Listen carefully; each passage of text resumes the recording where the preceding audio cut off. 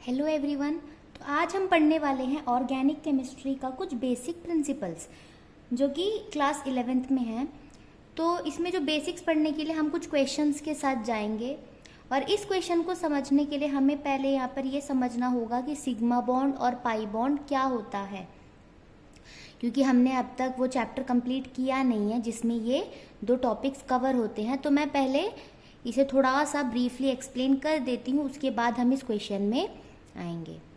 और लाइटिंग का थोड़ा सा प्रॉब्लम है, थोड़ा शैडोज़ वगैरह आ रहे हैं, तो थोड़ा सा इसे एडजस्ट करिए। तो सबसे पहले हम ये देखेंगे कि जो वेरियस ऑर्बिटल्स हैं उनकी शेप्स क्या क्या है। जैसे कि एस ऑर्बिटल जो होता है ये स्फेरिकल शेप का होता है, जो पी ऑर्बिटल होता है वो डम्बल शेप का होता है, और जो डी ऑर्बिटल होता है वो होता है डबल डम्बल। ये हो गया। और जो एफ ऑर्बिटल है इसका शेप जो है वो कॉम्प्लेक्स होता है, वो हम ड्रॉ नहीं करेंगे। तो बेसिकली ये सारे शेप्स हैं जो हमें पता होने चाहिए। अब हम देखते हैं कि इन ऑर्बिटल्स के ओवरलैप से कैसे बॉन्ड्स बनता है। मतलब ये ऑर्बिटल्स जब ओवरलैप करेंगे, जैसे ये एक ऑर्बिटल हुआ और एक ऑर्बिटल मैंने ऐसे ले लिया, तो जब ये ओवरलैप करेंगे तो कुछ पोर्शन आपस में क्या होगा, एक के ऊपर एक ओवरलैप हो जाएगा। तो इस ओवरलैप से क्या बनता है, बॉन्ड बनता है। तो हम ये देखेंगे कि इन ऑर्बिटल्स के ओवरलैप से कैसे कैसे बॉन्ड्स बनते हैं। तो जनरली हम यहाँ पर दो तरह के बॉन्ड देखेंगे, वो है सिग्मा बॉन्ड और दूसरा है पाई बॉन्ड। तो ये दोनों हम पहले समझ लेते हैं।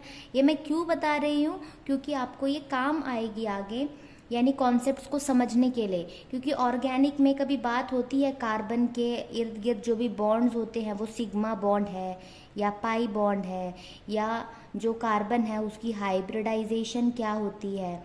ये बहुत बेसिक सा चीज़ होता है, पर ये पता होनी चाहिए। तो इससे पहले कि मैं हाइब्रिडाइजेशन के बारे में इन डेप्थ चली जाऊँ, मैं पहले उसकी बेसिक्स क्लियर करूँगी। और जैसे काउंट करना पता तो मैं तो सिंपली बता भी दूंगी कि कैसे काउंट करना है, बट जब तक आपको सिग्मा बॉन्ड और पाई बॉन्ड का जो कॉन्सेप्ट है वो नहीं समझ में आएगा तो आप हमेशा ही कंफ्यूज्ड रहोगे कि क्यों हमने ऐसे काउंट किया है। तो मैं ये चाहती हूँ कि मैं कुछ भी पढ़ा रही हूँ तो उसके बेसिक से मैं जाऊँ। अगर आपको बेसिक्स पता है तो आप स्किप करके मेन जो टॉपिक है उस पर भी जा सकते हैं। अगर आपको बेसिक से सीखना है तो आप ये पूरा कंप्लीट देखिए। तो चलिए हम सिग्मा बॉन्ड और पाई बॉन्ड को डिटेल में समझते हैं। सबसे पहले ये देखेंगे कि जो सिग्मा बॉन्ड होता है वो हमेशा ही एक्सियल ओवरलैप से होता है, यानी ऑर्बिट्स की जो एक्सिस होती है उसके अलोंग ओवरलैप होगा। और जो पाई बॉन्ड होता है ये हमेशा साइड वाइज ओवरलैप से बनेगा। अब एक्सिस क्या होगी, जैसे मैंने ले लिया एक पी ऑर्बिटल तो उसकी एक्सिस ऐसे होगी, ये उसकी एक्सिस है। अगर मैं एस ऑर्बिटल लूँ, इसमें कोई कन्फ्यूजन नहीं होगा क्योंकि इसमें जो है हम तीनों एक्सिस साथ में लेते हैं, एक्स वाई जेड। तो इसका कोई एक्सिस ऐसा पर्टिकुलर होता नहीं है, पी ऑर्बिटल में ऐसे एक्सिस होता है इसका। तो एक्सिस के अलोंग अगर ओवरलैप होगा तो सिग्मा बॉन्ड बनेगा, और अगर ऑर्बिटल साइड वाइज ओवरलैप करेंगे तो पाई बॉन्ड बनेगा। तो हम पहले ये देखते हैं, अगर मैंने लिया एक एस ऑर्बिटल और दूसरा एस ऑर्बिटल, दोनों को मैंने क्या करा दिया, ओवरलैप करा दिया, तो ये एक्सियली होगा, तो इसे हम कहेंगे सिग्मा बॉन्ड। अगर मैंने लिया एक एस ऑर्बिटल और एक पी ऑर्बिटल और दोनों एक्सियली ओवरलैप करें, क्योंकि ये हमारा पी ऑर्बिटल का एक्सिस है और एस ऑर्बिटल तो नॉन डायरेक्शनल होता है तो उसका कोई एक्सिस हम नहीं मानते हैं, तो ये भी जो है हमारा सिग्मा बॉन्ड होगा। और एक हो सकता है अगर दोनों ही पी ऑर्बिटल ऐसे ओवरलैप करे, दोनों की एक्सिस एक लाइन में लाई कर रही है, यानी ये एक्सियली ओवरलैप कर रहे हैं, तो ये भी हमारा क्या होगा, सिग्मा बॉन्ड। लेकिन अब साइड वाइज ओवरलैप क्या होता है, मैंने क्या किया, एक ऑर्बिट ऐसे लिया जिसकी एक्सिस कुछ इस तरह से है, और मैंने दूसरा जो है उसे ऐसे ले लिया, मतलब दोनों की एक्सिस आपस में पैरेलल है, वो एक्सियली ओवरलैप नहीं कर रहे हैं, वो साइड वाइज ओवरलैप कर रहे हैं, इतना सा ओवरलैप होगा, इसे हम कहते हैं पाई बॉन्ड। तो ये इसका बेसिक डिफरेंस होता है। पहला ये है कि अगर वो एक्सियली ओवरलैप करेंगे तो सिग्मा बॉन्ड बनेगा, अगर वो साइड वाइज ओवरलैप करेंगे तो पाई बॉन्ड बनेगा। ये बेसिक चीज़ होता है। अब इसके बाद हम ये देखेंगे कि जो सिग्मा बॉन्ड होता है ना, इसके अराउंड रोटेशन पॉसिबल है। इसमें क्या होता है, रोटेशन इज पॉसिबल। बट जो हमारा पाई बॉन्ड होता है यहाँ पे जो है रोटेशन पॉसिबल नहीं होता है। इसे हम समझते हैं कुछ इस तरह से, अगर मैं ये पेन ले लूँ और मान लेती हूँ कि ये जो इसका टॉप है ये मेरा s ऑर्बिटल है, जैसे इसका एग्जांपल ले लेते हैं, ये s ऑर्बिटल है और ये मान लीजिए p ऑर्बिटल है, दोनों एक्सियली है और ये दोनों ने क्या कर दिया, ओवरलैप कर लिया, तो इनके बीच में क्या बन गया, बॉन्ड। अब हम क्या देखेंगे कि अगर मैं इस दोनों ऑर्बिटल के बीच का जो बॉन्ड है इसे अगर मैं रोटेट करना चाहूँ तो ये घूम सकता है, यानी यहाँ पे रोटेशन पॉसिबल है। तो ये हो गया सिग्मा बॉन्ड में रोटेशन का। अब मैं ले लेती हूँ ये एक p ऑर्बिटल है और ये एक p ऑर्बिटल है, मैंने इसे क्या किया, ये दोनों की एक्सिस है, अगर ये ऐसे ओवरलैप करते तो सिग्मा बॉन्ड बनाते, ऐसे ओवरलैप करते तो, बट इन्होंने कैसे ओवरलैप किया है, साइड वाइज ओवरलैप किया है। अब इससे रोटेशन कैसे करा है, अब कुछ लोग कहेंगे इसे ऐसे घुमा सकते हैं, ये तो घूम रहा है, बट इसमें बॉन्ड्स थोड़ी ना घूम रहे हैं। जैसे इसमें हमने क्या देखा था, बॉन्ड्स, इसमें भी तो मैं ऐसे घुमा सकती थी, ऐसे थोड़ी घुमाया मैंने इसे ऐसे घुमाया था, यानी जहाँ से बॉन्ड बनाए वहाँ से घूमना चाहिए। तो जैसे मैं इसे ओवरलैप अगर कराती हूँ तो क्या होगा, अगर मुझे इसे रोटेट कराना हुआ, अगर ये रोटेट कर जाएगा तो ये बॉन्ड क्या होगा, जहाँ से ये ओवरलैप किया, जैसे यहाँ ऊपर से और नीचे से, जैसे हमने यहाँ पे देखा थोड़ा ऊपर ओवरलैप होगा और थोड़ा सा नीचे, अगर मैं इसे घुमाऊंगी तो ये तो ओवरलैप टूट गया, यानी ये बॉन्ड टूट सकता है, इसीलिए ये रोटेट नहीं हो पाते हैं। तो ये चीज़ हमें ध्यान देनी है कि जो सिग्मा बॉन्ड होता है वो रोटेट कर सकता है, बट जो हमारा पाई बॉन्ड होता है वो रोटेट नहीं कर सकता है। अब हम देखते हैं कि जो सिग्मा बॉन्ड है वो रोटेट हो रहा है, जल्दी टूटेगा नहीं, इसलिए ये थोड़ा सा स्ट्रॉन्ग होता है और ये कंपैरेटिवली वीक होता है, यानी ये सिग्मा बॉन्ड से वीक होगा। यानी अगर सिग्मा बॉन्ड और पाई बॉन्ड को हम कंपेयर करेंगे तो सिग्मा बॉन्ड स्ट्रॉन्ग होता है और पाई बॉन्ड वीक होता है। ये अभी हमने देखा कि सिग्मा बॉन्ड को हम कितना भी रोटेट करें वो घूमता रहेगा बट वो टूटेगा नहीं, बट जैसे हमने इसमें थोड़ा सा ट्विस्ट लगाया तो ये टूट सकता है, इसीलिए ये थोड़ा सा वीक होता है। अब हम अगला ये देखेंगे, किसी भी दो ऑर्बिटल में या कोई भी दो एटम के बीच में हमेशा सबसे पहले क्या होता है, एक्सियल ओवरलैप।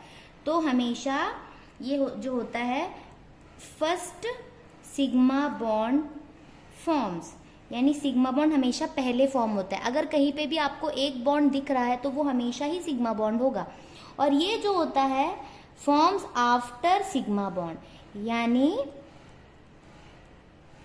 एक सिग्मा बॉन्ड बन जाए उसके बाद ही ये फॉर्म हो सकता है, शुरू में ही पाई बॉन्ड नहीं बनेगा। और इसमें और एक प्रॉपर्टी ये है कि जो सिग्मा बॉन्ड होता है किसी भी दो एटम के बीच में only one sigma bond possible है, मगर पाई बॉन्ड जो है वो मोर देन वन हो सकता है, पॉसिबल है, बट ज़रूरी नहीं है। मतलब ये 0 भी हो सकता है, 1 भी हो सकता है, 2 भी हो सकता है, बट जो सिग्मा बॉन्ड है वो हमेशा क्या होंगे, 1। अगर किसी के बीच बॉन्ड बना है तो ऑब्वियसली उसमें से एक बॉन्ड तो सिग्मा है, पर 2 नहीं हो सकता। लेकिन पाई बॉन्ड में क्या है, हो सकता है कि पाई बॉन्ड ना हो, किसी दो एटम के बीच में सिर्फ सिग्मा बॉन्ड हो, पाई हो ही ना, तब 0 होगा।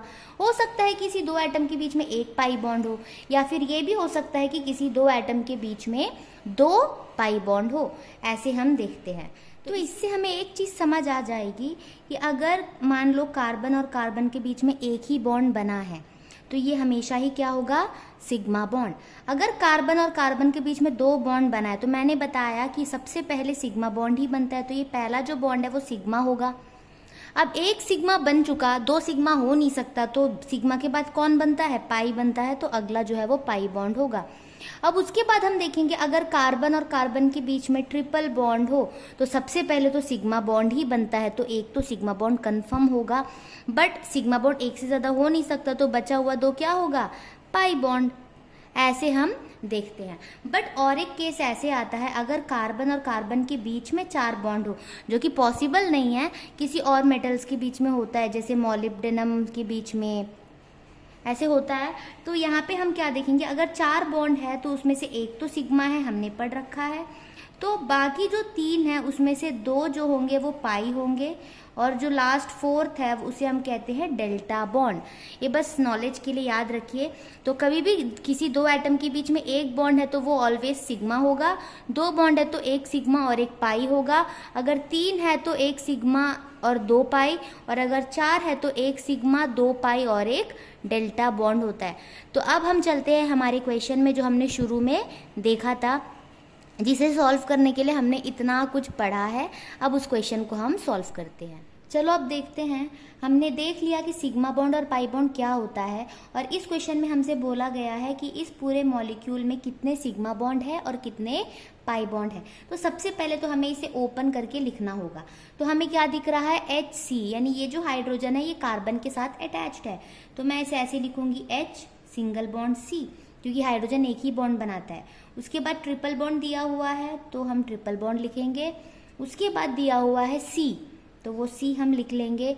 उसके बाद है CH, तो हम क्या करेंगे, कार्बन और कार्बन के बीच में सिंगल बॉन्ड, ये हो गया। C के साथ H लगा हुआ है तो वो हम ब्रांच में दिखाएंगे। H को कभी भी पूरे चेन के बीच में कहीं मत लगाना, क्योंकि अगर वो बीच में लगेगा तो इसका मतलब है वो अगल बगल के दोनों ही कार्बन के साथ बॉन्ड बना रहा है, जो वो नहीं कर सकता। तो CH को हम ऐसे दिखाएंगे। फिर एक डबल बॉन्ड दिख रहा है वो लिख लेंगे। उसके बाद फिर से CH है तो C के साथ एक H, फिर CH3 है तो सिंगल बॉन्ड के साथ CH3। जब कभी भी कार्बन के बीच में कोई बॉन्ड नहीं बताया गया हो तो इसका मतलब वहाँ पे सिंगल बॉन्ड ही होगा। जैसे यहाँ पे दिखाया गया था डबल एंड ट्रिपल बॉन्ड, तो वहाँ पर हम लगाएंगे, बट बाकी सारे जगह पे कार्बन कार्बन के बीच में सिंगल बॉन्ड ही हम दिखाएंगे। और जितना हाइड्रोजन बताया गया है उतना हाइड्रोजन भी हम ओपन करके लिख लेंगे। अब हमें काउंट क्या करना है, कितने सिग्मा बॉन्ड है और कितने पाई बॉन्ड है। अभी मैंने ये बताया था कि जब भी 2 एटम्स के बीच में बॉन्ड बनता है तो जो पहला बॉन्ड बनेगा वो हमेशा ही सिग्मा बॉन्ड होता है, यानी जितने भी सिंगल बॉन्ड्स हैं वो सभी के सभी सिग्मा बॉन्ड है। तो हम काउंट करते हैं 1 2 3 4 5 6 7 8 9 10, तो 10 यहाँ पर सिग्मा बॉन्ड हुए। जैसे कि मैंने बताया था एक से ज़्यादा बॉन्ड हो तो उसमें से एक ही सिग्मा होता है, एक से ज़्यादा जितने भी होंगे बाकी सब क्या है, पाई बॉन्ड है। जैसे एक हो गया तो बचा कितना, 2, तो यहाँ पे 2 पाई बॉन्ड है, और यहाँ पे एक सिग्मा है और एक पाई है, तो टोटल कितने पाई बॉन्ड हो गए, 3 पाई बॉन्ड हो गए। तो जब भी हमें पाई बॉन्ड या सिग्मा बॉन्ड कैलकुलेट करना होगा या काउंट करना होगा तो सबसे पहले हमें क्या करना है, हमें मॉलिक्यूल को ओपन करके लिखना है, सारे बॉन्ड्स को इंडिकेट करने हैं।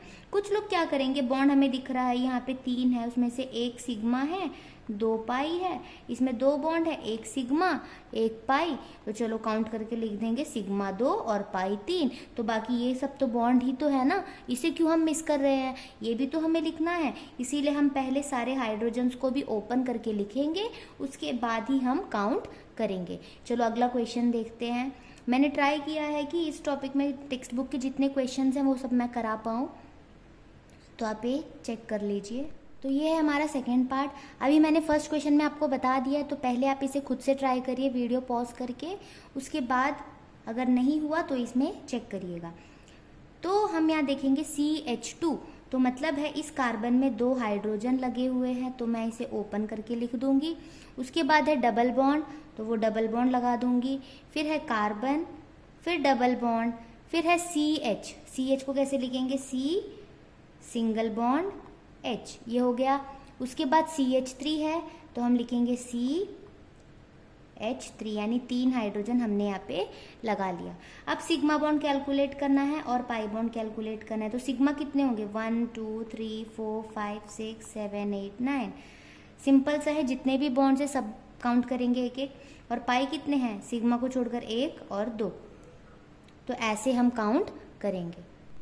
तो अगला क्वेश्चन हम देखते हैं जिसमें पूछा है what is the type of hybridisation of each carbon in the following compounds, यानी जो भी कंपाउंड्स दिए हैं उसमें हर एक कार्बन की हाइब्रिडाइजेशन हमें बतानी है। अब हाइब्रिडाइजेशन क्या है वो तो हमें पता ही नहीं है, क्योंकि हमने अभी तक वो चैप्टर पढ़ा नहीं है। तो अब हाइब्रिडाइजेशन है क्या, इसके लिए हम थोड़ा सा कॉन्सेप्ट देख लेते हैं, उसके बाद हम वापस इस क्वेश्चन में आएंगे। तो अगले क्वेश्चन करने से पहले हम ये समझ लेते हैं कि हाइब्रिडाइजेशन होता क्या है। एक्चुअली ये जो है दूसरे एक चैप्टर में लाई करता है ये टॉपिक, जिसे हमें अच्छे से समझना पड़ेगा, बट मैं यहाँ पे थोड़े से टाइम में इसे समझाने की कोशिश करती हूँ जिससे हमारा क्वेश्चंस तो हो जाएगा। तो हम ये देखेंगे कि जो हाइब्रिडाइजेशन है इसका मतलब क्या होता है। जैसे हमारे पास s ऑर्बिटल है, p ऑर्बिटल है और d ऑर्बिटल है, तो इसमें होता क्या है, इनका शेप जो है डिफरेंट है, तीनों का शेप आपस में मैच नहीं करता है, वैसे ही तीनों की एनर्जी भी सेम नहीं होती है। तो जब भी बॉन्ड बनना होता है तो जब ओवरलैपिंग होगी तो क्योंकि उनका शेप डिफरेंट है, उनकी साइज़ डिफरेंट है और उनका एनर्जी भी डिफरेंट है, तो वहाँ पे ओवरलैपिंग में थोड़ा सा प्रॉब्लम हो सकता है। इसलिए ये ऑर्बिटल्स आपस में क्या करेंगे, अपनी एनर्जी को रीडिस्ट्रीब्यूट करेंगे।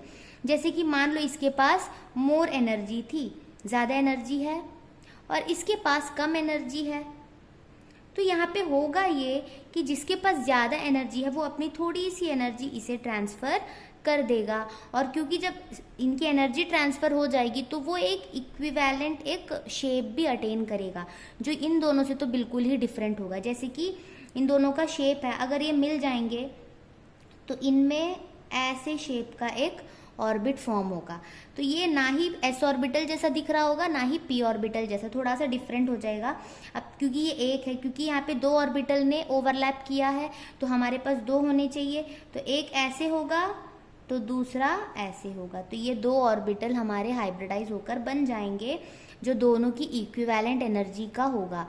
यानी हाइब्रिडाइजेशन का मतलब होता है ऑर्बिटल्स का एनर्जी रीडिस्ट्रीब्यूट करना ताकि उनकी एनर्जी और उनकी शेप सेम हो जाए। पहले देखिए दोनों की शेप सेम थी, ये स्फेरिकल था और ये डम्बल था, और दोनों की एनर्जी भी डिफरेंट थी। लेकिन जब उन्होंने हाइब्रिडाइज कर लिया तो देखिए एक ऑर्बिट अगर ऐसा है तो दूसरा ऑर्बिट भी वैसा ही दिख रहा है, यानी दोनों की जो है शेप सेम हो गई और दोनों की एनर्जी भी सेम हो गई है, तो इसे हम कहते हैं हाइब्रिडाइजेशन।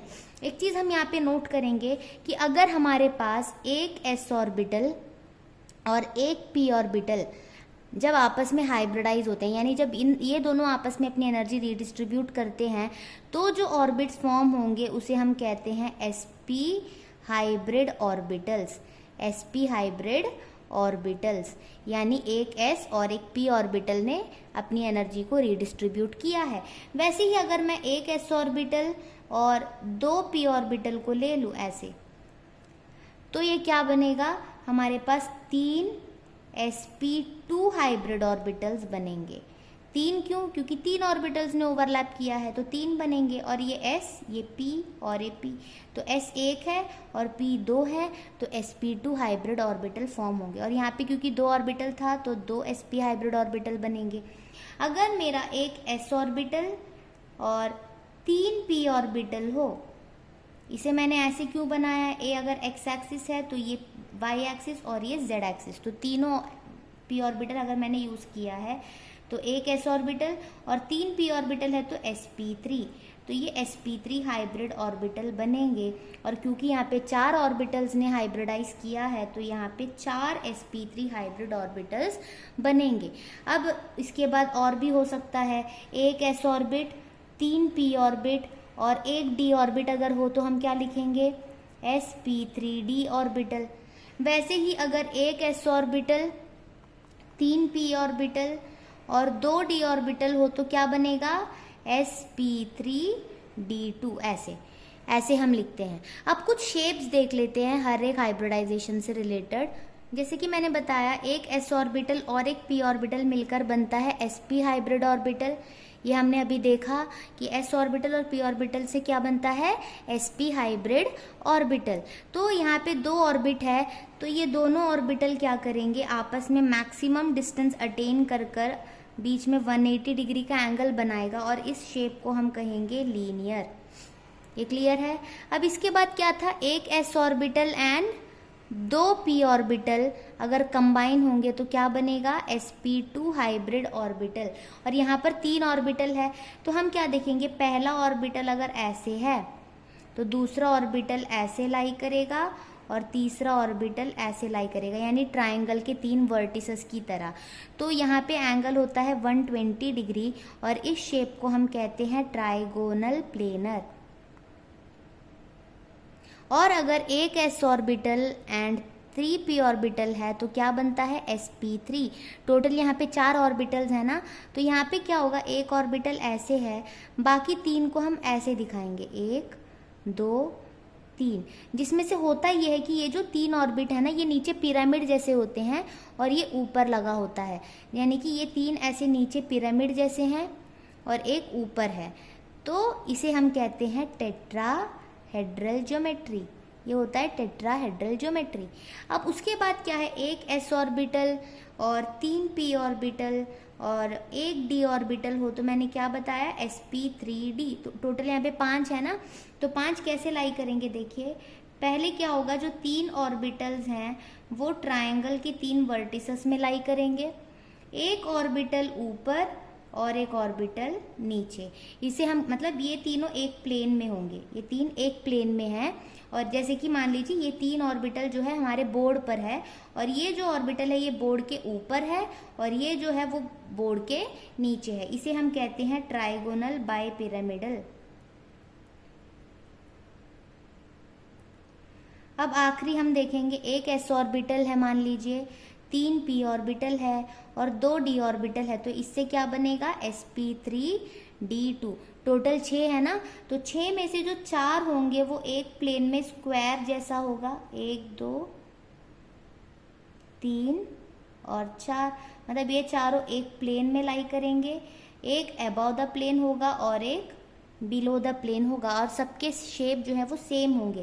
तो ये चारों बोर्ड पे होंगे, ये वाला बोर्ड के ऊपर और ये वाला बोर्ड के नीचे, और इसे हम कहते हैं ऑक्टाहेड्रल। तो इसमें यही बस समझाना था कि s और p ऑर्बिटल मिलकर sp हाइब्रिडाइज ऑर्बिटल बनते हैं, वैसे ही sp2 sp3 sp3d sp3d2, ये तो हो गया। अब हम इसे कार्बन में कैसे अप्लाई करेंगे, चलिए देखते हैं। सबको ही पता है कि जो कार्बन होता है उसके पास उसकी टेट्रावैलेंसी होती है, ये हम सबको पता है कि जो कार्बन है उसकी टेट्रावैलेंसी होती है, यानी वो 4 बॉन्ड बनाता है। अब इसमें ये होगा कि मान लीजिए ये 4 बॉन्ड ऐसे है ना, तो ये 4 सिग्मा बॉन्ड बनाया इसने, चारों ही क्या है, सिंगल बॉन्ड्स हैं, तो सिंगल बॉन्ड्स हमेशा क्या होते हैं, सिग्मा बॉन्ड, तो इसने 4 सिग्मा बॉन्ड बनाया। अब दूसरा एक केस मैं लेती हूँ जिसमें कार्बन है, उसने ऐसा कुछ बॉन्ड बनाया है, 1 2 3 4 बॉन्ड हो गए, बट उसमें से एक तो पाई बॉन्ड है, तो सिग्मा कितने हुए, 1 2 और यहाँ पे 3। और एक केस ले लेती हूँ जिसमें कार्बन में यहाँ पे 3 बॉन्ड है और एक बॉन्ड ऐसे है, तो टोटल 4 बॉन्ड तो हो गए, यहाँ पे एक सिग्मा बॉन्ड, यहाँ पे एक सिग्मा बॉन्ड। तो हम यहाँ देखेंगे यहाँ 4 सिग्मा बॉन्ड है ऐसे केस में, यहाँ पे हम देखेंगे 3 सिग्मा बॉन्ड है और यहाँ पे हम देखेंगे 2 सिग्मा बॉन्ड है। तो हम क्या करेंगे, पहले तो S लिख लेंगे, 4 में से एक S हो गया, बचे कितने, 3, तो बचा हुआ 3 हमारा क्या होगा, P होगा। वैसे ही यहाँ पे 3 है, पहले मैं S लिख लूँगी, वैसे इसमें भी मैं S लिख लूँगी। अब 3 में से एक S हो गया तो बचे कितने, 2, तो 2 हमारे P ऑर्बिटल। वैसे 2 में से एक S हो गया तो एक बचा है, वो हमारा P ऑर्बिटल। यानी कि जब भी कार्बन 4 सिग्मा बॉन्ड बनाएगा तो उसकी हाइब्रिडाइजेशन होगी sp3, और जब भी कार्बन 3 सिग्मा बॉन्ड बनाएगा उसकी हाइब्रिडाइजेशन होगी sp2। s और p अगर देखें तो 2 हो रहा है तो 2 सिग्मा बॉन्ड के लिए sp। ऐसे हम देखते हैं, ये बस एक ट्रिक है कि सिग्मा बॉन्ड को काउंट करो और उससे हम हाइब्रिडाइजेशन बता सकते हैं। तो यहाँ पे यूज़ हो गया हमारा, जैसे हमने देखा कितने सिग्मा बॉन्ड है वो कैलकुलेट करना हमने देखा था, तो वो यहाँ पे यूज़ हो रहा है। और दूसरा क्या है, जितने सिग्मा बॉन्ड है उस हिसाब से हम उसका हाइब्रिडाइजेशन लिखेंगे। अगर 4 सिग्मा बॉन्ड है, ऐसे अगर हम देखें 4 सिग्मा बॉन्ड है तो हम ऐसे करेंगे S P P P यानी sp3। अगर 3 सिग्मा बॉन्ड है तो हम क्या करेंगे, इसका 3 हिस्सा करेंगे S, बाकी में हम P लिख देंगे। अगर 2 सिग्मा बॉन्ड है तो 2 हिस्सा करेंगे, एक S और दूसरा P। तो देख लीजिए ऐसे S एक ही होगा और P बाकी बचा हुआ सब P होगा, ये याद रखना। अब आप ये सोचोगे कि ये भी तो बॉन्ड है ना, इसे हमने क्यों काउंट नहीं किया, क्योंकि जो सिग्मा बॉन्ड होता है वो एक्सियली होता है और दूसरा जो हमारा पाई बॉन्ड होगा वो इसके ना परपेंडिकुलरली लाई करेगा। यानी अगर ये ऐसे है ये सिग्मा बॉन्ड, तो जो हमारा पाई बॉन्ड होगा वो ऐसे लाई करेगा, परपेंडिकुलर, इसके 90 डिग्री में लाई करेगा।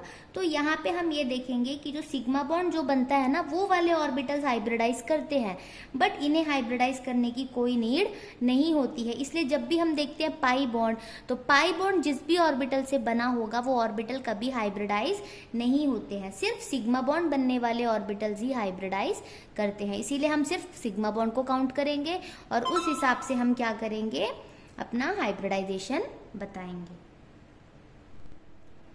तो चलिए, अब क्योंकि हमने हाइब्रिडाइजेशन को समझ लिया है, तो अब हम इस क्वेश्चन को सॉल्व करते हैं। सबसे पहले जब भी हमें क्वेश्चन दिया होगा, हम क्या करेंगे, इसे ओपन करके लिखेंगे, पूरा का पूरा बॉन्ड हम दिखाएंगे। तो ये कार्बन जो है उसके साथ 3 हाइड्रोजन और 1 क्लोरीन अटैच है। हम सबको पता है कार्बन का 4 बॉन्ड होता है। अब इसमें 3 हमारे पास क्या है, हाइड्रोजन है, और 1 हमारे पास क्लोरीन है। तो क्लियरली दिख रहा है कि 4 सिग्मा बॉन्ड है यहाँ पर, और 4 सिग्मा बॉन्ड के लिए मैंने क्या बताया था, 1 S है तो बचा हुआ E होगा, तो sp3 हाइब्रिडाइजेशन होगा। और अगर पूछा गया कि इसका शेप क्या है, तो हम क्या कहेंगे, sp3 के लिए मैंने बताया था टेट्राहेड्रल। तो चलिए अगला क्वेश्चन देखते हैं। जब भी ऐसा ब्रैकेट दिखेगा ना हमें, तो हम समझ जाएंगे कि जो उसके बाद जो कार्बन है या उससे पहले जो कार्बन होगा उसके साथ वो ब्रांचिंग में होगा। यानी ये जो कार्बन है उसके साथ 2 CH3 अटैच्ड है। यानी मैं ऐसे दिखा देती हूँ, एक CH3 और एक CH3 है। हम दोनों को ओपन करके दिखाएंगे। तो CH3 ट्वाइस का मतलब है इस कार्बन में 2 CH3 ग्रुप्स है। ये हो गया। अब ऑक्सीजन है, मैं लिख लूंगी ऑक्सीजन। अब हम ध्यान से ये देखेंगे, कार्बन की तो वैलेंसी 4 होना चाहिए, इन दोनों की तो कंप्लीट है, बट यहाँ पे 3 ही बॉन्ड बना है और कोई एटम भी नहीं है। तो हमें ये पता होना चाहिए ऑक्सीजन जो है वो हमेशा डबल बॉन्ड बनाता है, या फिर बोल सकते हैं 2 बॉन्ड बनाता है। और जो नाइट्रोजन होता है वो ट्रिपल बॉन्ड बनाता है, या बोल सकते हैं टोटल वो 3 बॉन्ड बनाता है। ये हमेशा हमें याद रखनी है कि ऑक्सीजन 2 बॉन्ड बनाता है, नाइट्रोजन 3 बॉन्ड बनाता है। तो ऑक्सीजन ने अभी तक 1 ही बॉन्ड बनाया, तो वो और 1 बॉन्ड बना लेगा। तो अब हम ये देखेंगे कि जो ये कार्बन है इसमें 4 सिग्मा बॉन्ड है। तो 4 के लिए हम क्या लिखते हैं, 1 S और 3 P। और यहाँ पे भी हम क्या देखेंगे, 4 सिग्मा बॉन्ड है। 4 में मैंने हमेशा बताया 1 और साथ में कुछ ऐड होना है, तो 1 + 3, 1 क्योंकि S होता है और 3 हमारे पास P होंगे। इतना क्लियर है। अब इसमें हम देखेंगे कि ये जो कार्बन है उसने 1, 2 और 3 सिग्मा बॉन्ड बनाया है। ये वाले कार्बन ने 3 सिग्मा बॉन्ड बनाया है। इसका मतलब है 1 + 2, यानी 1 S ऑर्बिटल और 2 P ऑर्बिटल। तो यानी हम जो भी यहाँ पे देखेंगे इसमें से 2 कार्बन का sp3 हाइब्रिडाइजेशन है और 1 कार्बन का sp2 हाइब्रिडाइजेशन है। अब सिमिलरली इस क्वेश्चन में देखिए CH3 यानी जो कार्बन है उसके साथ जो है 3 हाइड्रोजन अटैच्ड है। ये हो गया। अब क्या है CN, तो हम क्या करेंगे, C के साथ N लगाएंगे। अभी मैंने बताया कि नाइट्रोजन हमेशा 3 बॉन्ड बनाता है, अब तक 1 ही हुआ है तो और 2 बॉन्ड लग जाएगा और इसके साथ कार्बन का भी 4 बॉन्ड पूरा हो गया। अब हम देखेंगे कि जो ये कार्बन है इसने 4 सिग्मा बॉन्ड बनाए हैं, यानी 1 + 3, तो 1S होगा और P 3 होगा। क्लियर है। उसके बाद इस कार्बन का अगर हम देखें तो सिर्फ 2 ही सिग्मा बॉन्ड है, यानी 1 + 1, 1 S और 1 P। तो यानी इसमें 1 कार्बन sp3 हाइब्रिडाइज्ड है और 1 कार्बन sp हाइब्रिडाइज्ड है। अब इस क्वेश्चन में भी हम पहले क्या करेंगे, पूरा बॉन्ड ओपन करके लिखेंगे। तो क्या दिख रहा है, हमारे पास 1 ही कार्बन है, उसे हम पहले लिख लेते हैं। यहाँ पे H दिख रहा है, यानी कार्बन के साथ H अटैच्ड है। O दिख रहा है, तो O हमेशा ही 2 बॉन्ड्स बनाता है, तो यहाँ पे हो गया 2 बॉन्ड। और नाइट्रोजन है, पर यहाँ पे हम 3 बॉन्ड नहीं डालेंगे क्योंकि यहाँ पे N के साथ H2 भी है, यानी नाइट्रोजन के साथ 2 हाइड्रोजन प्रेजेंट है, तो नाइट्रोजन का भी 3 बॉन्ड पूरा हो गया। बट हमें यहाँ पे नाइट्रोजन से कोई लेना देना है नहीं, हमें चाहिए कार्बन का हाइब्रिडाइजेशन। तो हम कार्बन के लिए देखेंगे 1, 2, 3 सिग्मा बॉन्ड है। 3 सिग्मा बॉन्ड को हम लिखेंगे 1 + 2, 1S होगा और P 2 होगा, तो sp2 हाइब्रिडाइजेशन। अब इसमें देखते हैं CH3 बोला है, तो हम क्या करेंगे, यहाँ पे C के साथ 3 H लगाएंगे उसके बाद CH दिया है, बीच में कुछ नहीं है यानी कार्बन कार्बन सिंगल बॉन्ड होगा। अब यहाँ पे H है, फिर डबल बॉन्ड लगेगा, फिर से CH तो C के साथ H और फिर है CN। और हमने पढ़ा है नाइट्रोजन हमेशा ही 3 बॉन्ड बनाता है और इसके साथ सारे कार्बन के 4 बॉन्ड भी हो गए। तो हम देखेंगे यहाँ पर 1 2 3 4 सिग्मा बॉन्ड, सबको पता अभी तक चल गया होगा। 1 + 3 यानी 1 S और 3 p ऑर्बिटल। वैसे इस कार्बन को अगर हम देखें तो 1 2 3 सिग्मा बॉन्ड है यहाँ पर, तो 3 सिग्मा बॉन्ड के लिए हम लिखेंगे 1 + 2 यानी S1 और P2 sp2। सिमिलरली इसमें भी 3 सिग्मा बॉन्ड है तो इसका हाइब्रिडाइजेशन भी सिमिलर होगा sp2। अब इसमें अगर हम देखेंगे तो 1 2 सिग्मा बॉन्ड है यानी 1 + 1 1 S 1 P। तो ऐसे हम निकालते हैं हाइब्रिडाइजेशन। यूज़फुल रहा होगा आपके लिए। अगर नहीं समझ में आया है तो भी मुझे बताइए ताकि मैं अपने टीचिंग स्किल्स को और इम्प्रूव कर सकूं और दूसरा कोई मेथड सोचूं जिससे मैं आपको समझा पाऊं। अगर समझ आ रहा है तो लाइक ज़रूर करें और अगर नहीं समझ में आ रहा है तो ज़रूर मुझे बताइएगा, मुझे बुरा नहीं लगेगा। मैं दूसरा वे ऑफ टीचिंग अप्लाई करूँगी आपको अच्छे से समझाने के लिए। तो चलिए एक और क्वेश्चन देखते हैं। इसमें बोला है Write the state of hybridization of carbon in the following compounds and shapes of each of the molecules। तो हमें 3 कंपाउंड यहाँ पर दिया हुआ है, हमें तीनों का हाइब्रिडाइजेशन भी बताना है प्लस उनका शेप भी बताना है। तो यहाँ पे हम देखेंगे कार्बन के साथ 2 हाइड्रोजन है, 1 हाइड्रोजन 2 हाइड्रोजन और डबल बॉन्ड O हो गया। अब इसका स्ट्रक्चर देखिए CH3F यानी कार्बन के साथ 3 हाइड्रोजन भी है और एक F भी है। अब इसमें देखिए H और C के बीच में single bond then triple bond N। तो हमने बॉन्ड पूरा ओपन करके लिख लिया है। अब हम इसमें अगर देखेंगे तो 1 2 3 सिग्मा बॉन्ड है यानी 1 + 2 यानी sp2 हाइब्रिडाइजेशन। यहाँ पे 4 सिग्मा बॉन्ड है यानी कि 1 + 3 टाइप है यानी sp3 हाइब्रिडाइजेशन होगा। यहाँ पे 2 सिग्मा बॉन्ड है यानी कि 1 + 1 टाइप यानी sp हाइब्रिडाइजेशन। अब हाइब्रिडाइजेशन तो हो गया। अब यहाँ पे हम देखेंगे sp2 में मैंने क्या बताया था, 3 ऑर्बिटल्स है ना, तो तीनों कैसे लाई करते हैं, कुछ इस तरह से। तो यहाँ पे ये ट्राइगोनल प्लेनर होगा। यहाँ पे हम देखेंगे कार्बन के साथ ऑक्सीजन है डबल बॉन्ड के साथ, वो हम यहाँ लिख सकते हैं और 2 हाइड्रोजन है उसे हम यहाँ दिखा देंगे। तो इस शेप का नाम है ट्राइगोनल प्लेनर। अब हम इसमें देखेंगे sp3 में टोटल 4 है, मैंने बताया था इसमें क्या होता है 3 पिरामिड की तरह होते हैं नीचे, जिसमें से हम अगर हम 3 डायमेंशनली दिखाए तो यहाँ पे थोड़ा सॉलिड वेट्स दिखा दीजिए और यहाँ पे डैश्ड वेट्स दिखा दीजिए, जिससे ये समझ आ जाएगा कि ये जो बॉन्ड है ये प्लेन ऑफ पेपर में है और ये जो है above the plane towards the observer और ये है below the plane away from observer. अब इसमें 3 हाइड्रोजन है, लिख लेते हैं 3 हाइड्रोजन और एक फ्लोरीन है, तो इस शेप का नाम है टेट्राहेड्रल। उसके बाद देखिए ये sp हाइब्रिडाइजेशन है यानी 2 ही बॉन्ड होंगे यहाँ पे जो कि लीनियर है, यानी बीच में अगर मैं कार्बन दिखाऊं तो एक तरफ H होगा और एक तरफ ट्रिपल बॉन्ड N, इसी तरह से यानी ये लीनियर होगा। तो ये याद रखिए sp hybridisation linear, sp2 hybridisation trigonal planar, sp3 hybridisation में होता है टेट्राहेड्रल। अब इस वीडियो का लास्ट टॉपिक हम देखते हैं जिसमें हम पढ़ेंगे primary carbon, secondary carbon, tertiary carbon and quaternary carbon. यहाँ में मैंने जो 1 डिग्री लिखा इसका मतलब होता है प्राइमरी, 2 डिग्री यानी सेकेंडरी, 3 डिग्री यानी टर्शरी, 4 डिग्री यानी क्वाटरनरी। अब समझते हैं कि हम कैसे इसे क्लासिफाई करते हैं। अगर मैं एक कार्बन को ले लूँ, ठीक है, और अगर ये कार्बन जो है वो सिर्फ एक ही कार्बन से अटैच्ड है, ओनली 1 कार्बन, तो इसे हम क्या कहेंगे, प्राइमरी। और ये भी प्राइमरी ही होगा क्योंकि ये भी एक ही कार्बन से अटैच्ड है, ठीक है। अब उसके बाद हम देखेंगे, अब यहाँ पे और एक चीज़ नोट करना, कार्बन क्योंकि टोटल 4 बॉन्ड बनाता है तो यहाँ पे 1 हो गया था और 3 हाइड्रोजन और ये यहाँ पे भी।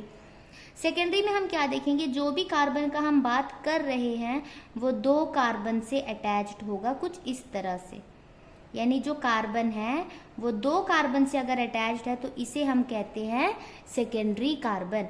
तो यहाँ पे देखेंगे कार्बन का एक ही बॉन्ड बना है तो बचा हुआ 3 हाइड्रोजन होगा। यहाँ पे भी उसने एक ही बॉन्ड बनाया है तो बचा हुआ 3 हाइड्रोजन होगा। यहाँ पे इसने 2 बॉन्ड बना लिया है तो बचा हुआ 2 बॉन्ड हाइड्रोजन का होगा। और क्योंकि ये वाला कार्बन सिंगल एक ही कार्बन के साथ बॉन्ड बना रहा है तो ये तो प्राइमरी है, और ये वाला जो कार्बन है वो भी सिर्फ एक के साथ बॉन्ड बना रहा है तो ये भी प्राइमरी है। अगर टर्शरी देखना हो तो हम क्या देखेंगे, कार्बन जो है वो 3 कार्बन के साथ बॉन्ड बना रहा है। अगर हमारा डिजायर्ड कार्बन 3 कार्बन के साथ बॉन्ड बनाएगा तो इसे हम कहेंगे टर्शियरी। अब क्योंकि इसने 3 बॉन्ड ऑलरेडी बना लिया तो बचा 1 बॉन्ड हाइड्रोजन होगा। यहाँ पे एक ही बॉन्ड हुआ है तो 3 हाइड्रोजन होंगे। सिमिलरली यहाँ पे भी 3 और यहाँ पे भी 3। और अगर हम देखेंगे तीनों ही कार्बन एक ही कार्बन के साथ बॉन्ड बना रहा है तो ये तीनों क्या होंगे, प्राइमरी होंगे। तो इससे समझ में आएगा कि जो हमेशा टर्मिनल कार्बन होता है वो हमेशा प्राइमरी होता है। अब क्वैटरनरी का क्या मतलब होगा, अब तक आपने समझ लिया है। जो कार्बन 4 कार्बन के साथ बॉन्ड बनाएगा उसे हम कहेंगे क्वैटरनरी। अब सेंटर वाला जो कार्बन है ये हो गया हमारा क्वैटरनरी कार्बन। इसमें जो है एक भी हाइड्रोजन नहीं होगा। इसी बाकी जो 4 कार्बन है चारों में क्या होंगे, 3 हाइड्रोजन, और ये चारों कार्बन जो है प्राइमरी कार्बन होंगे। ये तो हो गया सिंपल। अब अगर हमें किसी फंक्शनल ग्रुप के रेस्पेक्ट में बात करनी हो, अगर एक कार्बन है जिसमें OH लगा हुआ है तो हमें ये पता करना होगा कि ये जो अल्कोहल है ये प्राइमरी है या सेकेंडरी है या टर्शरी है। तो हम क्या करेंगे, चेक करेंगे कि जो कार्बन में OH लगा हुआ है वो कितने कार्बन के साथ अटैच्ड है। यानी कि अगर इसके पास सिर्फ एक ही कार्बन है तो ये होगा हमारा प्राइमरी। अब ये मत देखना कि कार्बन के साथ 2 बॉन्ड है, वैसे नहीं, कार्बन जो है वो कितने कार्बन के साथ अटैच्ड है ये हम यहाँ पर देखेंगे।